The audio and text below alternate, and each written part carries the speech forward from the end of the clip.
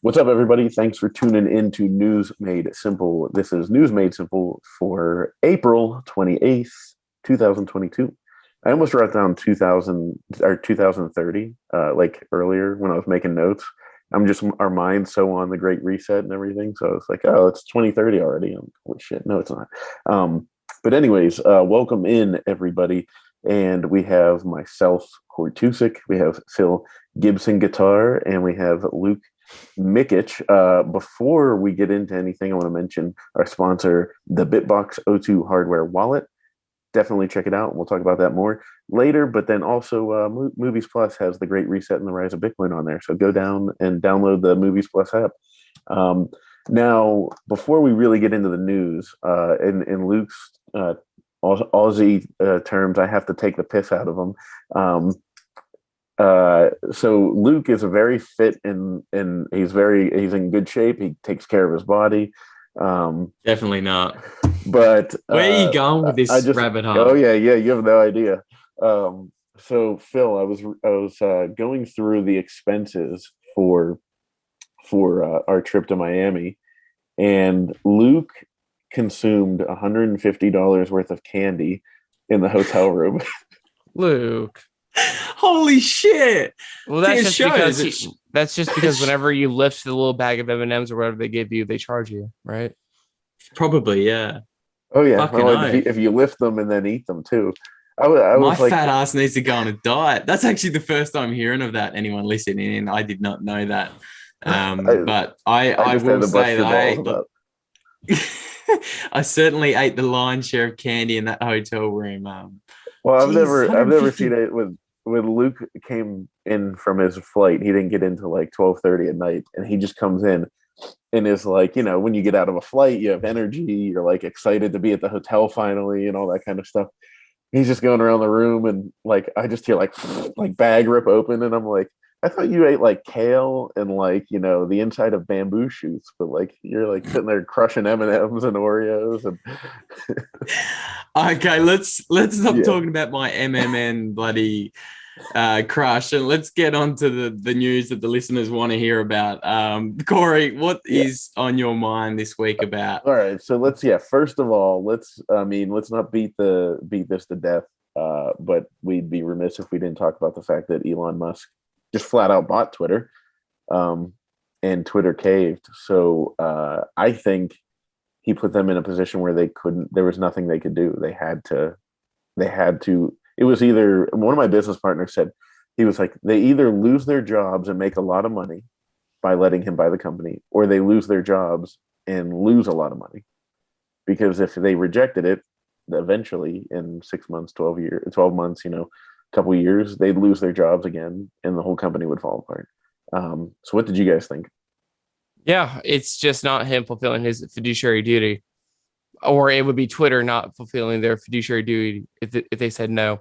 So he made the offer that they couldn't refuse, and he basically called them out, saying, "Really, you really don't care about profits." So it's gonna change, and I'm really skeptical of how this is all going to play out. So I don't think Elon's really a white knight, but I think what he's going to put into Twitter is going to be for better and not for worse. But, just keep an eye out on things. I do feel better that it's him running the shit instead of the old Davos guard that was behind it. So, yeah, and making it open source is good. But go ahead, Luke.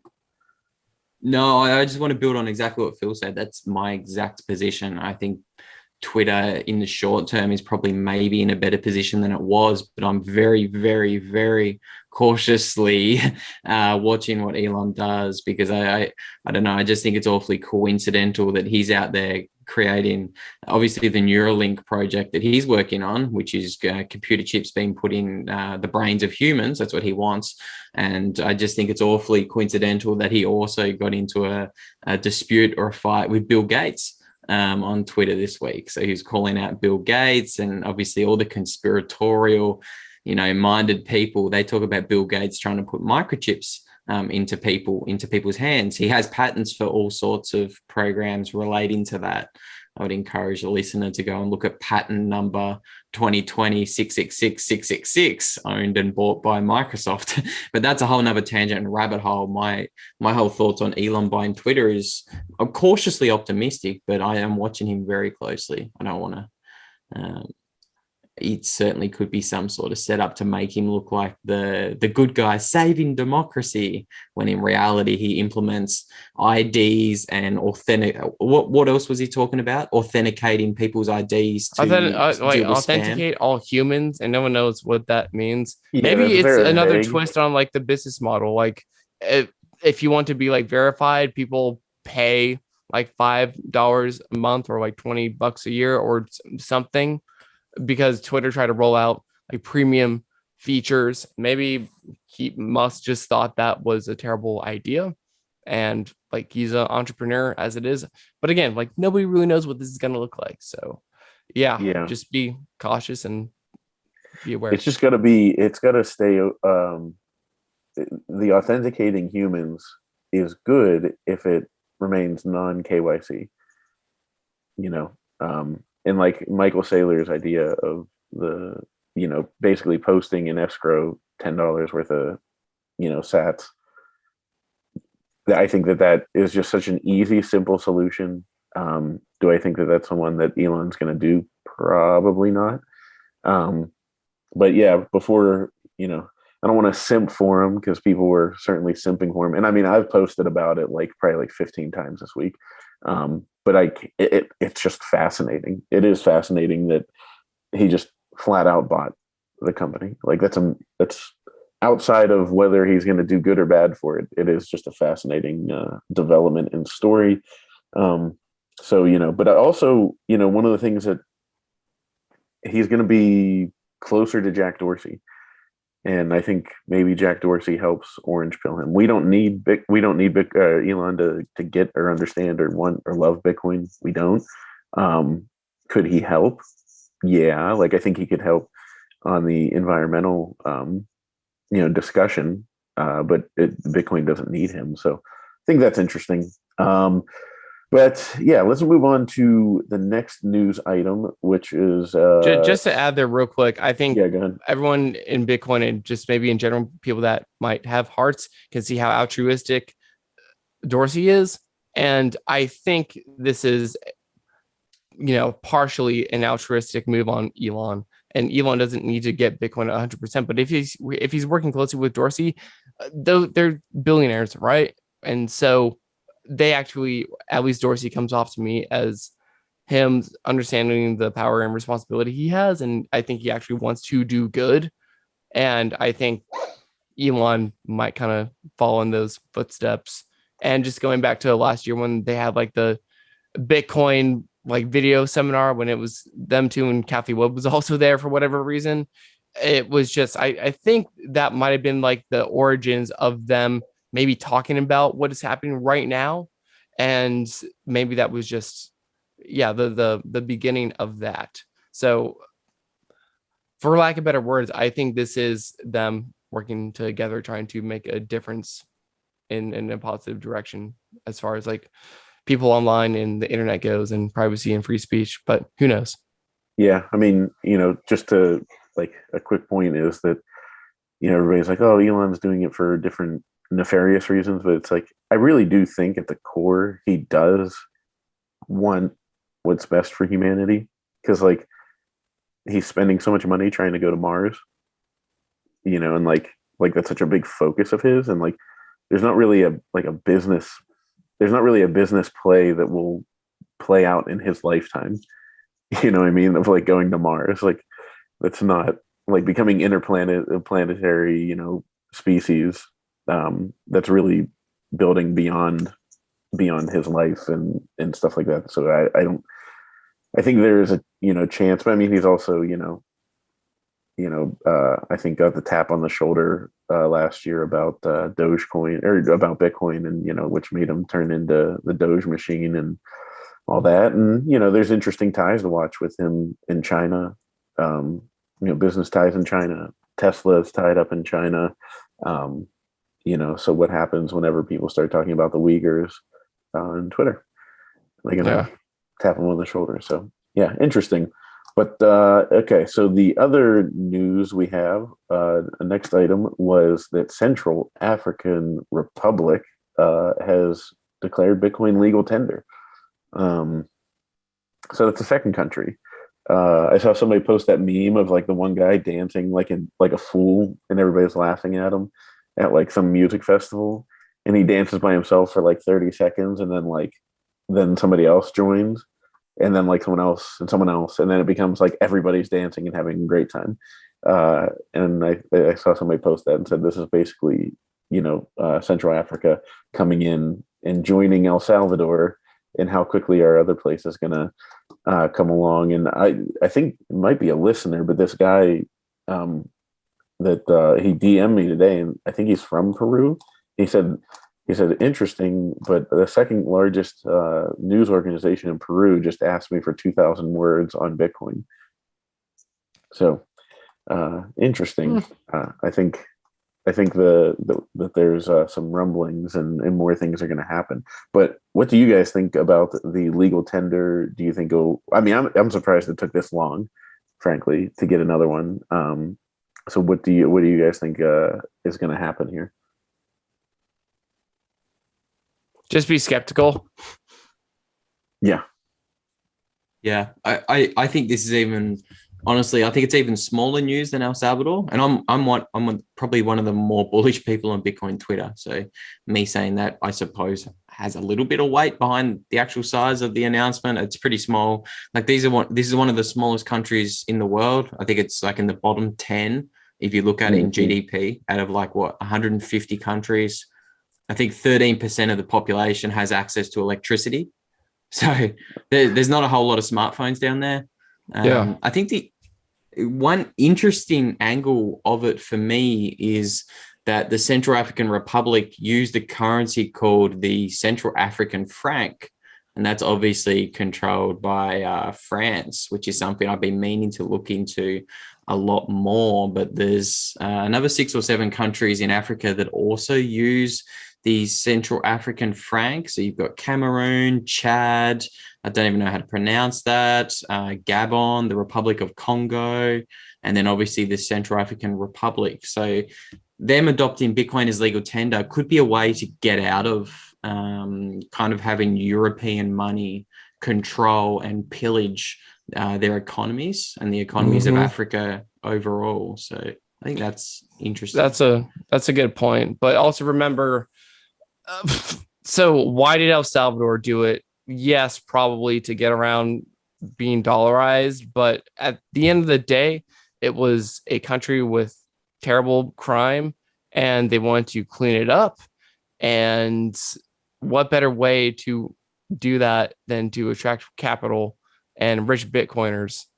And so these small countries are already being scoured and pillaged by just G7 countries, and I just think this is a strategy for them to attract real capital and have real innovation infrastructure and just more entrepreneurship happen from these rich people that already have money and have Bitcoin. So I think they're trying to just rebuild without having to take IMF loans or maybe Chinese loans, because we know that China is basically replacing the IMF at this point.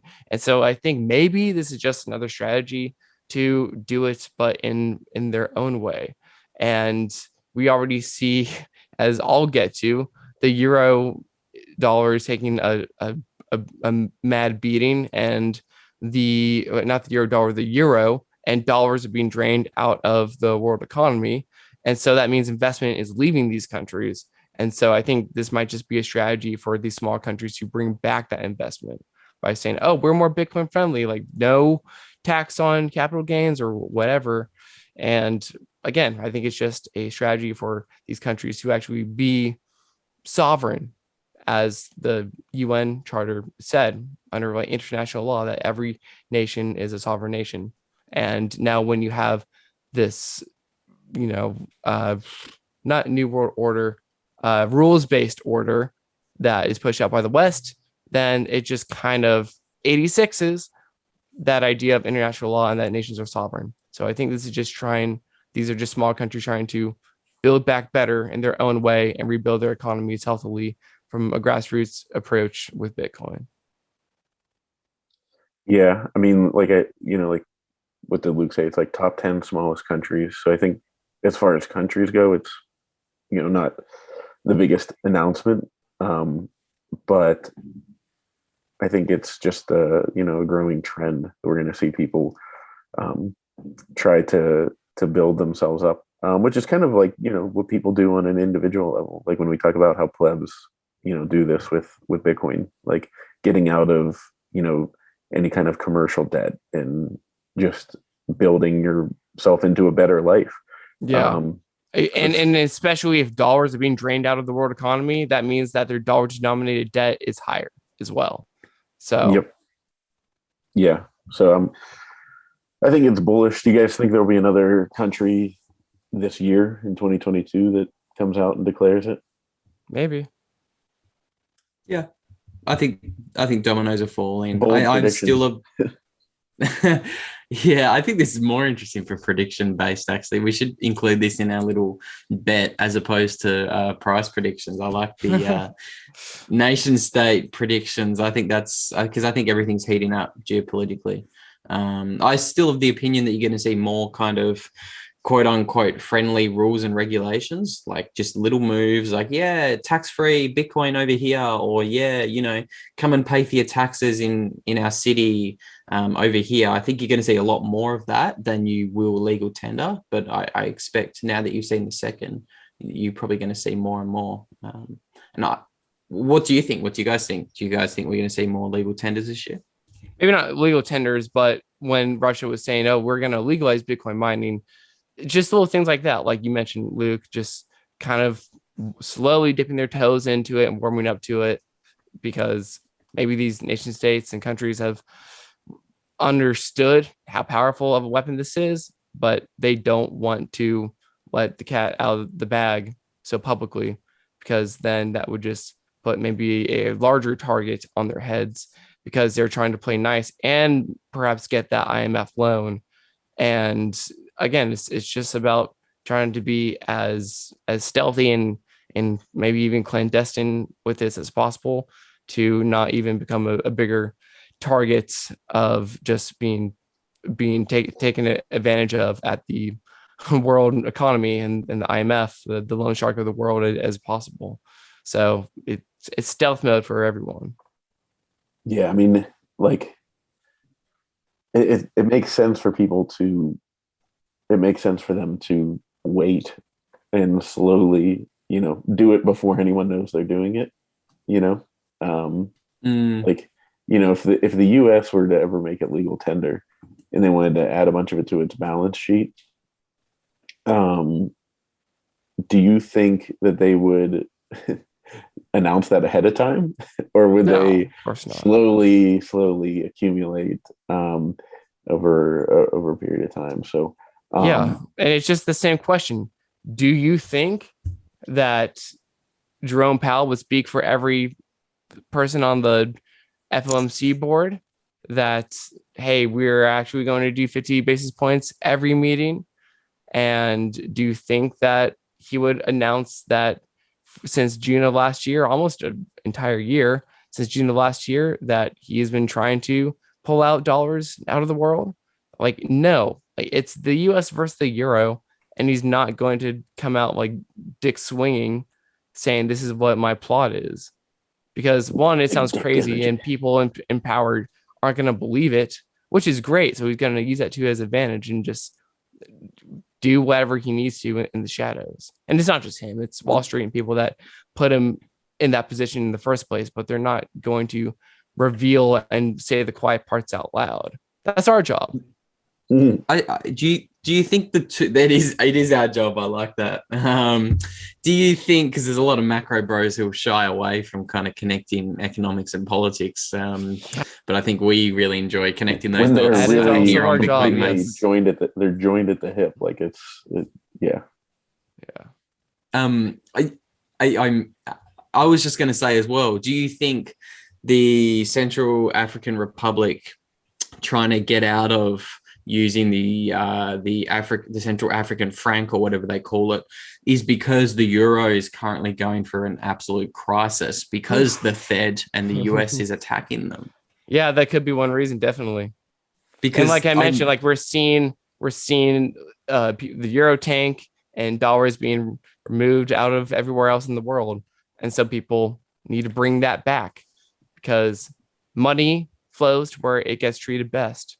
And in Bitcoin's case and the dollar's case, you're going to have jurisdictional arbitrage and where are businesses and entrepreneurs going to be treated best. And hey, by the way, if they're friendly towards Bitcoin, does it not make sense for people to move there? Just like a bunch of Bitcoiners are like, oh my God, I want to move to El Salvador. It's paradise. I mean, yeah, nothing against it. Nothing against El Salvador, but I remember whenever they announced it, and I was sending my wife like pictures, like links to properties that we could buy down there. And I was like, "Look at how great this is," and she was like, like I mean, yeah, it's great, but like, yeah, we can afford it, like because it's in a third world country. Yeah. Like, so there's and I mean, I know it's safe there. I'm not bagging on it. I'm just saying. It's like everybody like hurry. You got to be careful. I think my reason for bringing it up is you have to be careful for honeypots. It's a good where point. like they just say like kind of like the honeypot that could be with Twitter and Elon. Where it's like, hey, everybody come back here. It's all safe.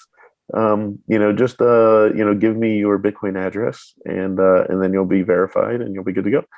And then they KYC everything you do and put a chip in your head and monitor you. So stay vigilant. Stay vigilant, as they say. Stay frosty. Yes, stay frosty. I obviously I'll probably look into this more for our next week's episode. I don't know exactly what determines the value of the central, what do they call it? What do they call it? The central franc of Africa. But 50% of its reserves is controlled by the French treasury. So France essentially controls it, and France is tied to the euro. And we're watching, that's kind of the big story of the past 2 weeks is Jerome Powell is raising interest rates aggressively, and it's absolutely wreaking havoc on especially the European banking system and their currency. So yeah, I think we're looking at the euro measured against the dollar. Yes, we're looking at fiats measured against each other. We understand that all fiats are going to zero and they're all falling, but I think there's currencies out there that are falling a lot faster than the US dollar, and we've just watched the euro break a 40-year trend line, which is pretty significant. Pretty significant because again, it's about that SOFR and LIBOR split. And if you want to learn more about that, then you can listen to the episode that Luke and I did entitled Why Elon Musk is Wrong. But I think this whole French, franc, whatever that Africa is using, it might be, again, if it's 50% controlled by the euro or whatever it might be. I think it might be a similar design scheme that LIBOR was tied to, which was basically just European bankers arbitrarily deciding what that rate is going to be. And also we need to, speaking of France, their election was basically stolen because the majority of people were going to vote for Le Pen, who was not Macron. And Le Pen is, furthest away from what we would call alt-right. But of course, the global mainstream media was trying to target her as an alt-right person because she was just going against the elitists, the Atlanticist, Davos, the status quo. She had rumblings of, let's get away from the euro and have our own currency, and just basically pointing like a Frexit. Exactly, a Frexit, and just pointing all the work horsepower back into nationalism, economic nationalism. Now, again, she's not like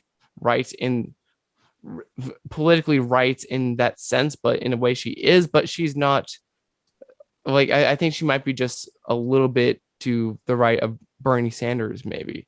But again, this is people, and there's a fabulous video of people like in a voting gymnasium, whatever, where they were being filmed and they were looking at the results, and this chick in her late 20s or early 30s was pissed off and people were upset. And this is just kind of like a picture of organically these people at a grassroots level are upset. They're fed up with what these people think is going to be in their best interest, because that their best interest is not at the elites front of mind.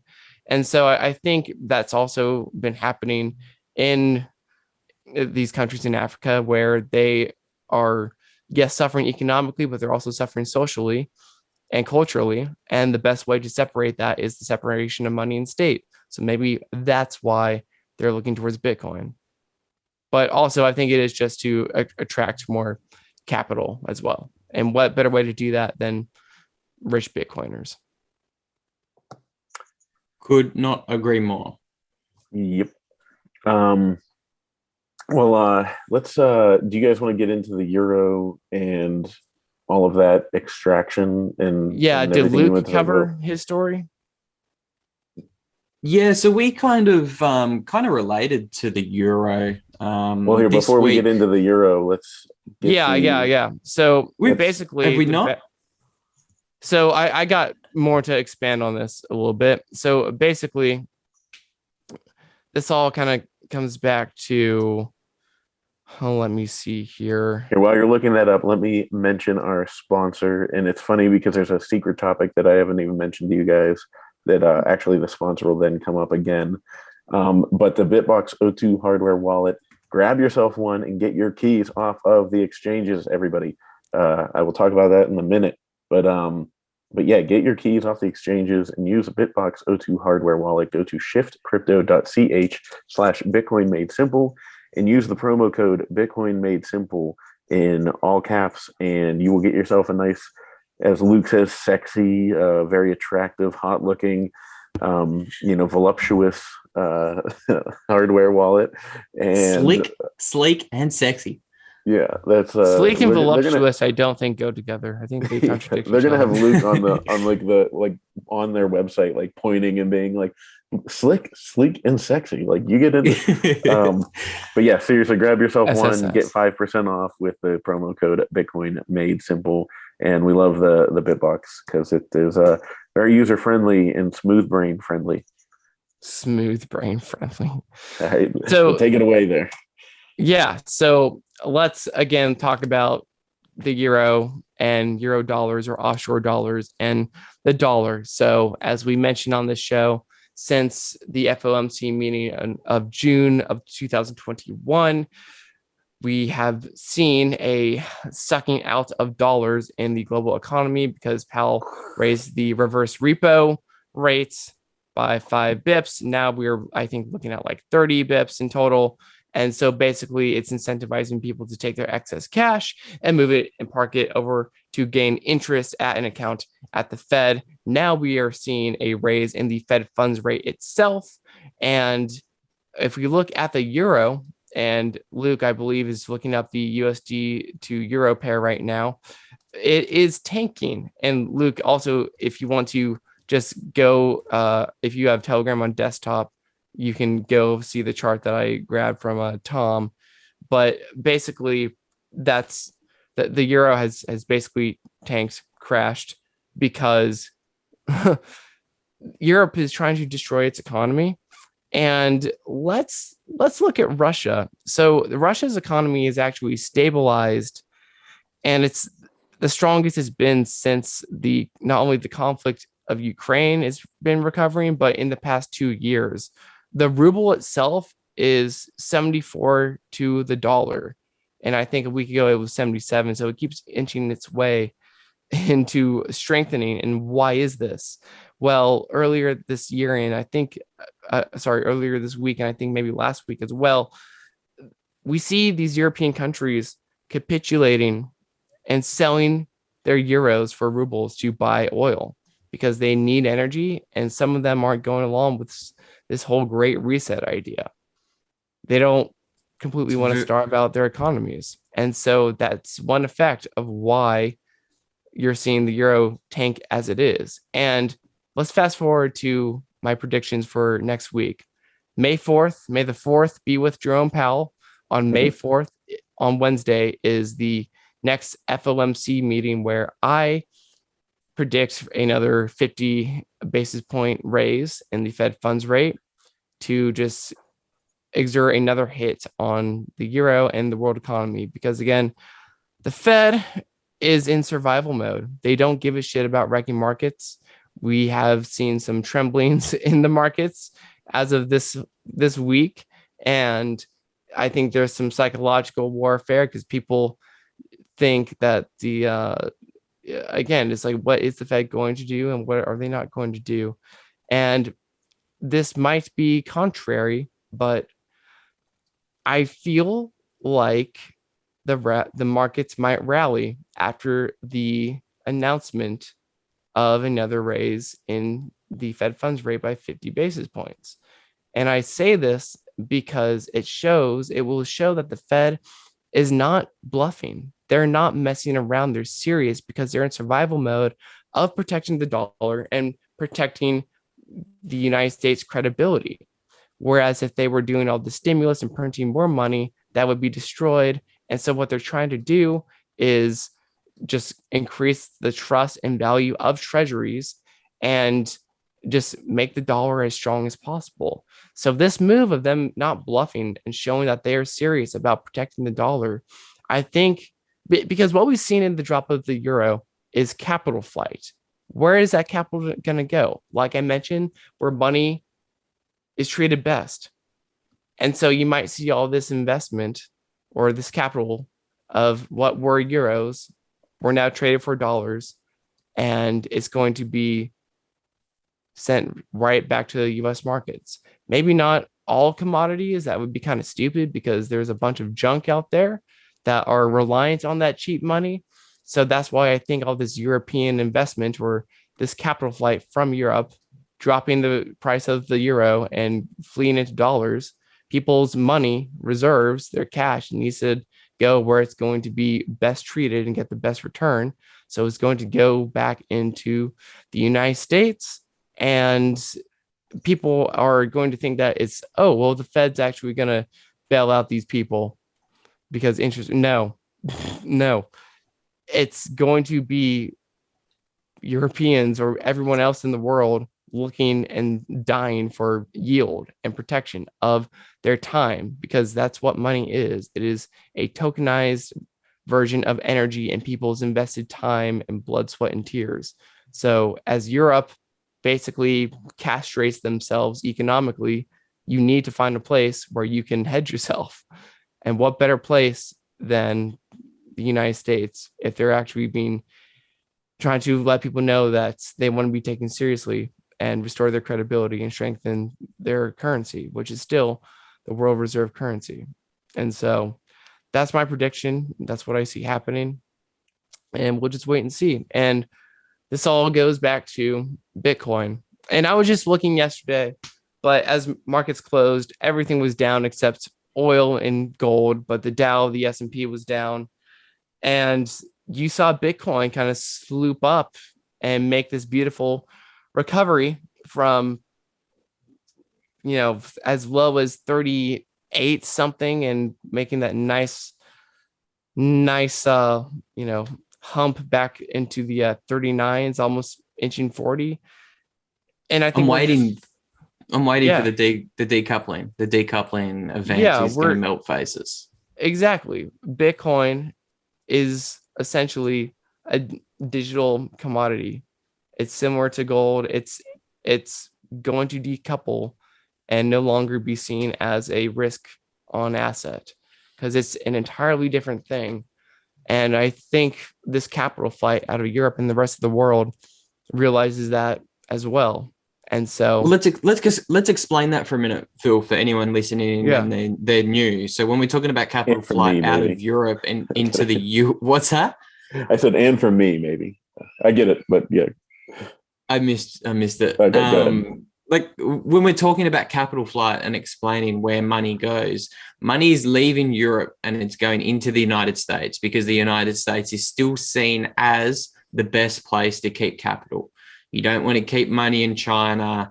And this, until now, the second best has been the European Union. So I think 60% of foreign reserves around the world are held in US dollars, and 20% are held in euros. And the next best is tiny, like 5 or 6%. So the two main currencies is the US dollar and Europe. So what we're looking at on screen at the moment is the Dixie. So this is the US dollar index, and it's measured against a basket of other fiat currencies. But in that index, the euro makes up like 50% of the basket. So the dollar, you can see on screen, is at like a 20-year high. It hasn't been this high since 2002, just after the dot-com bubble burst. So that means the US dollar measured against a bunch of other shitty fiat currencies is losing a shit ton of value. So that's what we mean when we're talking about capital flight. And just something really interesting, Phil, look at how parabolic. So while you were talking before, I brought up on screen what actually happened in June 16th of 2021. So I've kind of marked that by a white vertical line here. So that's when Powell came out and said, you know what? Fuck Europe. We're going to raise the interest rates on the reverse repo window from 0 to 5 basis points. And since then, the dollar has rallied aggressively. I don't know. I think if Powell, I agree with you. I think if Powell raises 50 basis points, the market's priced that in. I think equities will actually rally, or they'll just chop sideways. I'm interested to see what happens, because the dollar has rallied so aggressively. Like that's a parabola. Like the chart of the dollar over the past 6 to 12 months is a parabola. I'm very interested to see what Powell does at this FOMC meeting, because if he says, you know what, let's raise it by 75 basis points, I would be like, holy shit, yes, this is economic warfare by the Fed against the euro. But just considering how aggressively the dollar has strengthened recently, I wouldn't be surprised if he just does a 25 basis point or a 50 basis point and kind of talks it down a little bit, because capital's already flowing into the US aggressively. That's just my thoughts on it. Yeah, because Europe is still willing to print more money, because I mean, that is their goal, to destroy their economy, but they need to destroy the American economy first. And the US was able to untether themselves from what Europe does by printing more euro dollars and by manipulating LIBOR rates by getting on SOFR. So they have divorced themselves from European manipulation of Federal Reserve monetary policy. And now that they're on a market-based rates between banks and their overnight rates, and because they still have the tool of the world reserve currency and are still able to use all these tools to tighten, and you see them do those things and people are realizing that they are actually serious and are restoring credibility, where people can trust that they can store their value in treasuries, US treasuries. I mean, this is just kind of, again, economics is just people making the most rational decision that is going to be in their best interest. That's where we kind of ask the question in our long form interview: is this time different? Can the Fed raise rates this time for the first time in 50 years and actually not blow up the US economy and the US banking system? So if you guys listening in want a full breakdown of the difference between LIBOR and SOFR and why that change, that switch over from using the LIBOR interest rate to using the SOFR interest rate in January 2022, only 3 months ago, was such a significant event, you can tune in and listen to Phil and I's long form podcast on that. But this kind of ties into what I wanted to have a look at as well. I just wanted to say, I mean, basically the US, it sounds like, is putting anyone on the euro, putting their feet to the fire and just saying, we don't care we don't care if this is going to destroy you guys. Is that basically what's happening? Yeah. From a US perspective, that is a good thing. Like, you want your US dollar to be stronger, I guess. But it's just going to be interesting. I think before Luke, you can go, but I just, as you guys are talking, I'm thinking about all this. I'm like, everybody goes, "Oh, it's going to be World War III." I think that maybe in the history books they'll call this the currency wars. I think that's what Yeah. it'll be. The That's currency exactly wars. what it is. Or they But probably won't talk about it at all. Who knows? no, yeah, they'll completely ignore it because it talks about money and lets people know that it's a lie. Or Bitcoin will be the standard of the world, and everybody will be going to their Nakamoto Institute and learning about it. But Luke, go ahead. What were you gonna transition into before I clunkily interrupted you? I was gonna double click on something. Phil raised lots of really good points earlier. I was gonna also bring up a chart of the USD and the ruble because I think it's one of the most ridiculous looking charts in human history. I think that's awesome. I just think that's I was looking at that yesterday at the office and I was just laughing out loud. It's a pretty wild chart. You can see what changed. So this is the US dollar measured against the Russian ruble. And obviously everybody thought the ruble was going to the toilet, myself included.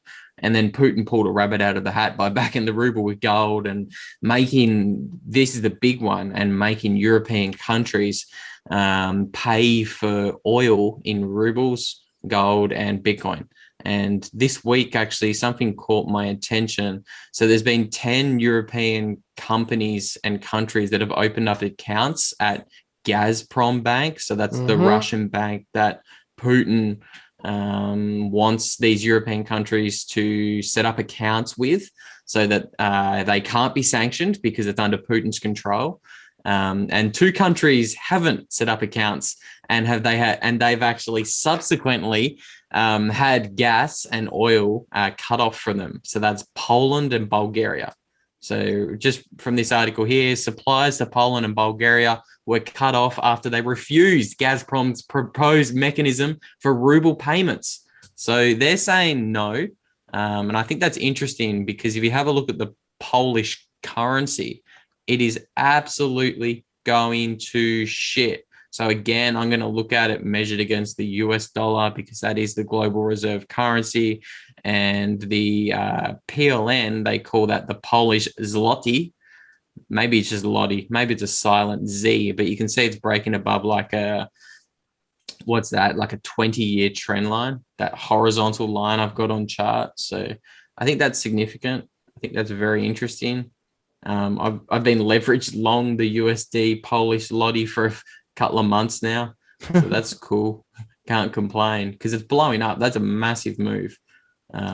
So there's a little bit of news highlighted by the charts. And just to make a point, what that is these countries that are very loyal to the European Union, that is them virtue signaling. That is them saying we don't care about our people. They can die because that's part of our plan anyway. So we're just going to just go along with what the EU wants to do. And we're going to virtue signal and point to all economic chaos and blame it on Russia. I mean, everything's Russia's fault at this point. Yeah. It was price hike. Man, the garbage man was late today, and he just, when he rolled up, he was like, Putin, man. I mean, I tried to get here on time, but Putin was just in the way. People are just brainwashed, dude. Yeah, it's crazy. Well, one thing I wanted to bring up to you guys is, and again, this kind of sounds like it's a plug for the Bitbox, but seriously, I said this on Twitter, use any hardware wallet you can. I prefer the Bitbox because it's actually really easy, and you get a discount. But have you guys noticed the chatter about the exchanges and insolvency lately? Like, I feel like that's picked up significantly in the last 2 weeks.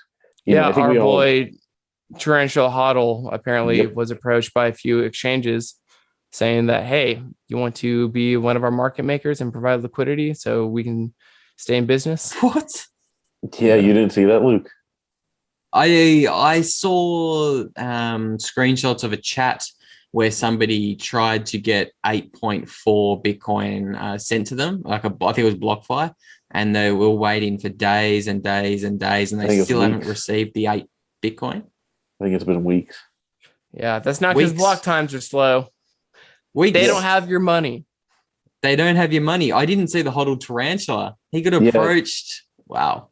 Yeah, he was approached Yeah. to He offer. didn't name names, but No, I think he's under an NDA with that one because he's the one that shared that text convo because he said I'm not under an NDA with this one. But like, I just feel like that goes. I feel like that's so underreported and like he like sends that out there and like it's like the same group of us that's like, hey, this is a big deal, everybody get your keys off of the exchanges because it's fake Bitcoin, it's paper Bitcoin, which on like that honestly might be what's suppressing the price, don't you think? Like, paper do you think Bitcoin, yeah. you think the paper do you think them not really holding that level of the liquidity of Bitcoin on the exchange, do you think that is because they're trying to grow their company or they're trying to suppress Bitcoin, Yeah, or a look, combination of both? exchanges are playing the fiat game, just like the paper gold market and the COMEX. It's all based on futures. It's all just based on paper and fiat gains because they don't need to worry about like delivering the actual gold. People are just using it probably, especially now because gold keeps kind of going up. People are just walking away with paper fiat gains.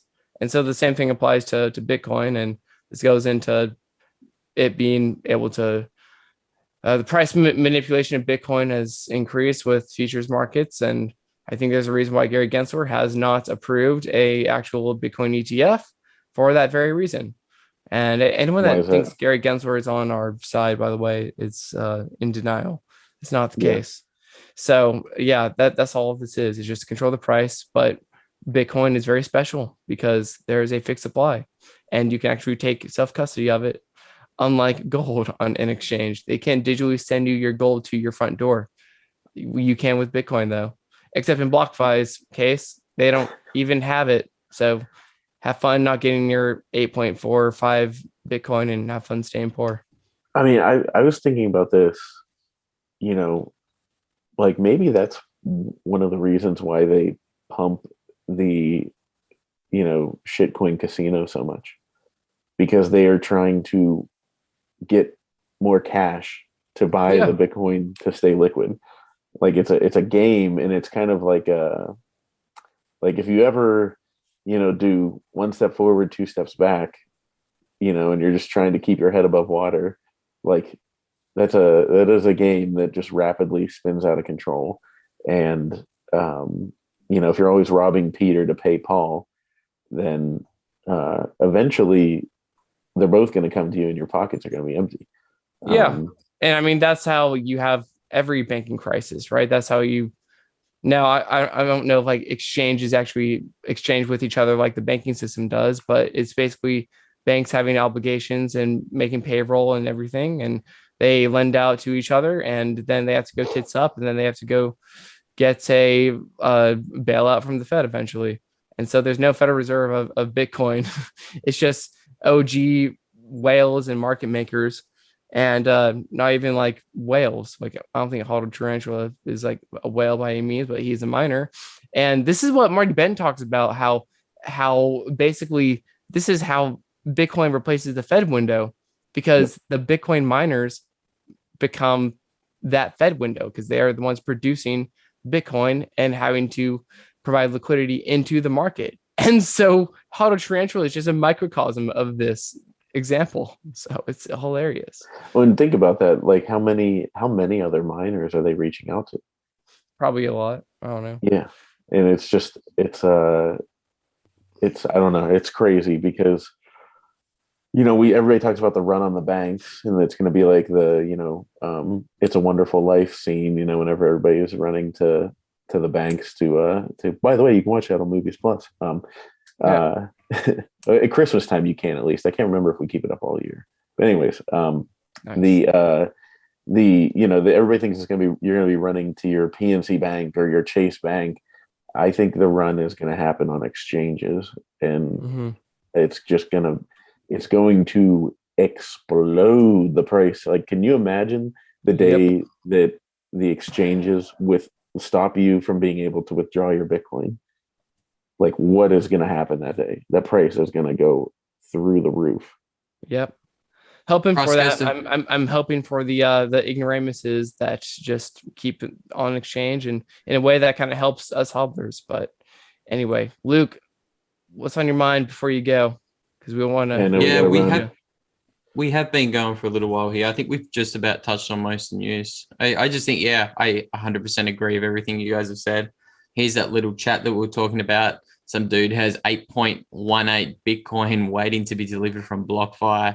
And I saw this tweet here. This is very interesting. 200,000 Bitcoin has been withdrawn off exchanges since New Year's alone. So that's, as Hodler says here, that's 1,700 Bitcoin a day being withdrawn off exchanges, and there's only 900 Bitcoin produced every day by the miners. So coins are flowing. I think the bank run's already begun. Yeah, I was saying on Twitter that I think, there's a lot of smoke where there's this fire that's brewing, and somebody said, like, when do you think this is going to catch up to them? And like, I don't think it's in their control, because I think a lot of us, a lot of you guys listening and us here, we all get it. And we've been withdrawing off the exchange and into hard, cold storage for a while. So the outflows are what's causing this fire to get a little bit hotter. Yes, sir. And with that said, that's why I'm placing my bets that we will have a higher Bitcoin price. Once again, I'm going to take the bullish route on this side of the coin. So, Cory, have fun. And I won the bet last week. I said it was going to be lower, and I was right. And it was. This is my redemption. Through no genius or knowledge of my own. So I'm up 100 sats. We bet 10 sats. We bet 10 sats. Okay. But this time I will double up and do. You say it was one sats. Bitcoin? You said it was one Bitcoin? Was that last one? A whole coin? Okay, cool. Let's do. Yeah, we'll do. Yeah, let's just keep with the 10 sats for now. So I'm up 10 sats. You think it's going to be higher than the price right now, which the price is what, 30? So I'm going to double up. Okay, you're going to go 20. The price is sats. 39.6. Okay, 39.6. I actually think it's going to be higher as well. But I think it'll be like at 41. What do you think it'll be at?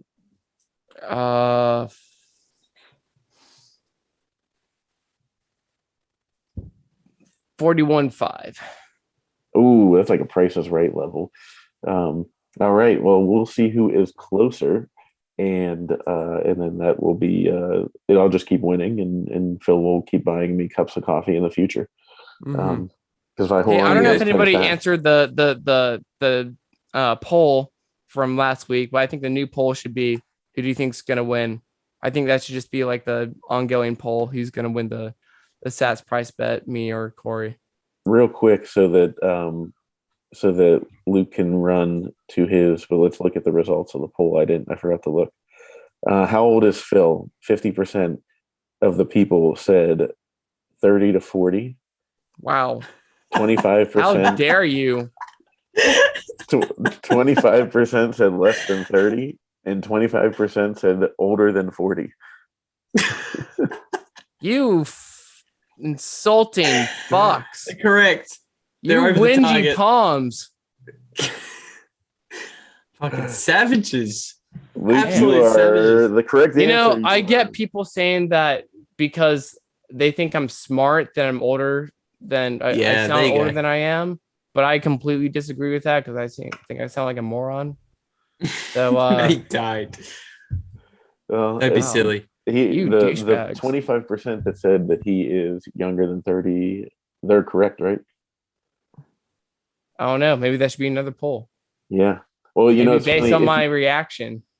If you were over 40, you would be the type of person, with being in the music and everything, that like has jeans that like never get washed. Like I used to say, if you went to a concert, me and my wife worked at the concert venue hockey arena in the Pittsburgh area years and years ago. And you could, if it was an older group and like it was like groupie type people that showed up, you could smell their jeans from like 10 feet away. You're like, oh, those things have not been washed in a while. Had a lot of cigarettes smoked around them, and No, been to that's not many me. I'm concerts. clean. No, it yeah, Mhm. but no, you're not the dirty old man I am. So I couldn't even figure out how to get Telegram on my computer because I'm an idiot. Um, all right, guys. Well, thanks again to the Bitbox O2 hardware wallet for sponsoring. And please do go check out Movies Plus. You can see there's 4 Bitcoin docs on there now. So, Mhm. and the Also, newest I'm one. sorry I insulted 50% of our listeners. Yeah, I mean, it's, comes with the We love territory. you. We love you all. We love you And all, and we'll see you all next week in our 3rd edition of the Bitcoin News Made Simple on the Bitcoin Made Simple podcast network. awesome. Thanks, guys. Bye-bye.